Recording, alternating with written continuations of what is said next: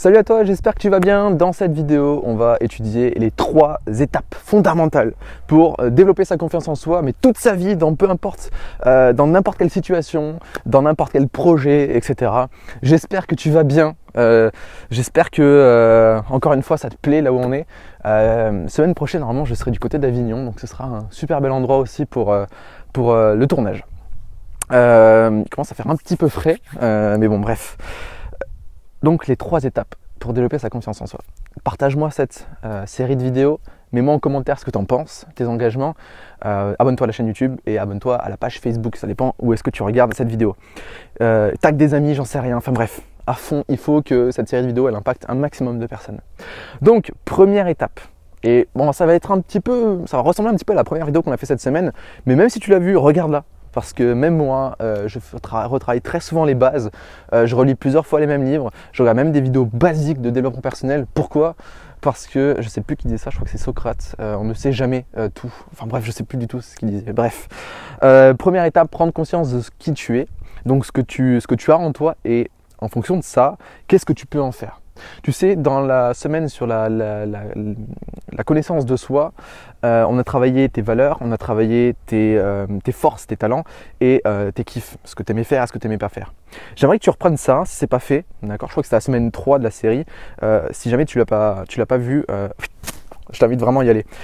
En fait, tu fais un bilan sur tout ça et tu dis qu'est-ce que je peux faire de ça ? D'accord ? Imagine, tu as le talent de l'écoute. Qu'est-ce que tu peux faire pour amplifier ce talent? Comment est-ce que tu peux améliorer ta situation actuelle avec ce talent-là? Donc tu prends vraiment conscience du véhicule et tu vas vers ce que tu peux faire avec ce véhicule-là. Parce qu'un destructeur de confiance en soi, c'est de vouloir ressembler à, de vouloir faire comme ceci ou comme cette personne-là. Et comme on veut faire comme, eh bien on n'utilise pas ses talents, on n'utilise pas ses forces, on n'écoute pas ses valeurs et donc forcément, je suis une merde.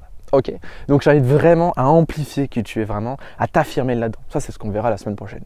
Ok, donc vraiment, prends conscience de ce diamant que tu as en toi et mets-le en avant, mets-le en valeur. Ne cherche surtout pas à le cacher. Parce que là, franchement, tu vas le regretter toute ta vie.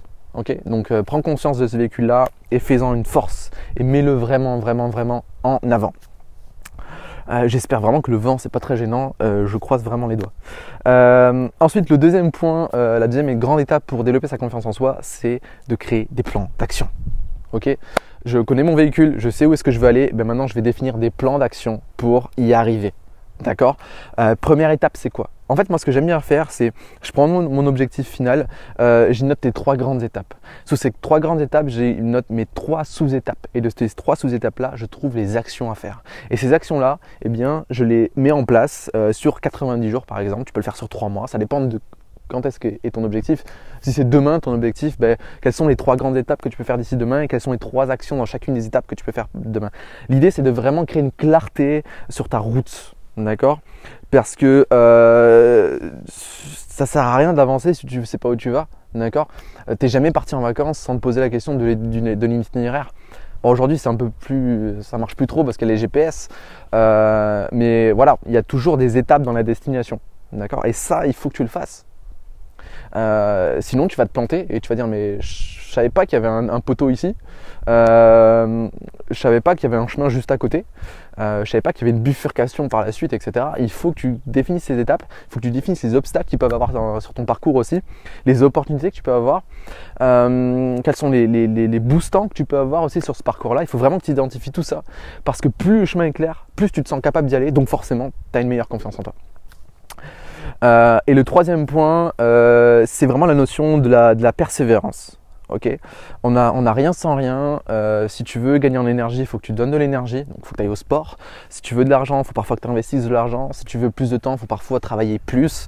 On n'a rien sans rien. Il faut persévérer. Ton entreprise, peut-être qu'elle prendra 2 ans à décoller, peut-être qu'elle prendra 5 ans à décoller.